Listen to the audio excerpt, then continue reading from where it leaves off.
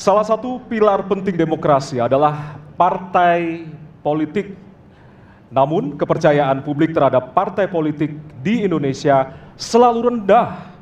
Pertanyaan, apa kebijakan yang akan Anda lakukan untuk melakukan pembenahan tata kelola partai politik?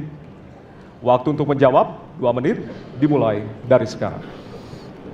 Saya rasa lebih dari sekedar partai politik. Rakyat tidak percaya kepada proses demokrasi yang sekarang terjadi.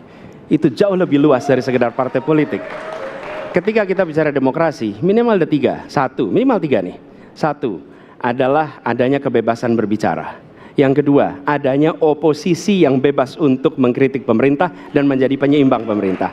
Yang ketiga, adanya proses pemilu, proses pilpres yang netral, yang transparan, jujur, adil. 3. Dan kalau kita saksikan akhir-akhir ini, 2 ini mengalami problem. Kita menyaksikan bagaimana kebebasan berbicara menurun, termasuk mengkritik partai politik. Dan angka demokrasi kita menurun, indeks demokrasi kita.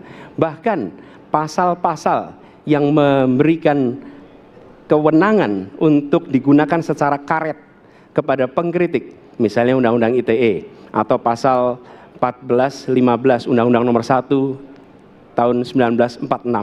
Itu semua membuat kebebasan berbicara menjadi terganggu.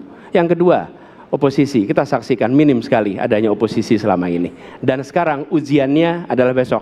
Bisakah pemilu diselenggarakan dengan netralitas, dengan adil, dengan jujur? Ini ujian ketiga. Jadi, persoalan demokrasi kita lebih luas dari segala persoalan kepada partai politik. Nah, bagaimana untuk partai politik sendiri?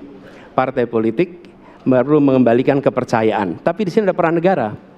Menurut saya salah satu masalah yang mendasar, partai politik ini memerlukan biaya. Dan biaya politik selama ini tidak pernah diperhatikan di dalam proses politik. Untuk kampanye, untuk operasional partai, semua ada biayanya.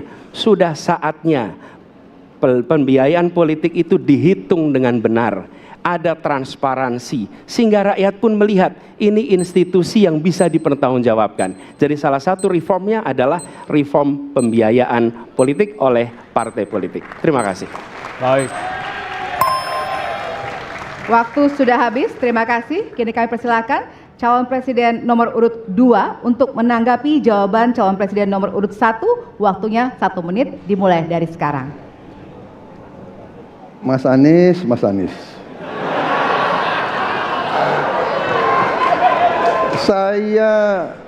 Saya berpendapat Mas Anies ini agak berlebihan. Mas Anies mengeluh tentang demokrasi ini dan itu dan ini. Mas Anies dipilih jadi gubernur DKI menghadapi pemerintah yang berkuasa. Saya yang mengusung Bapak.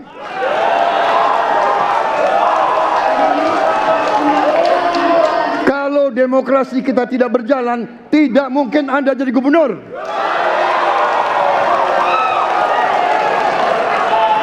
Kalau Jokowi diktator, Anda tidak mungkin jadi gubernur. Saya waktu itu oposisi, Mas Anies. Anda ke rumah saya, kita oposisi, Anda terpilih.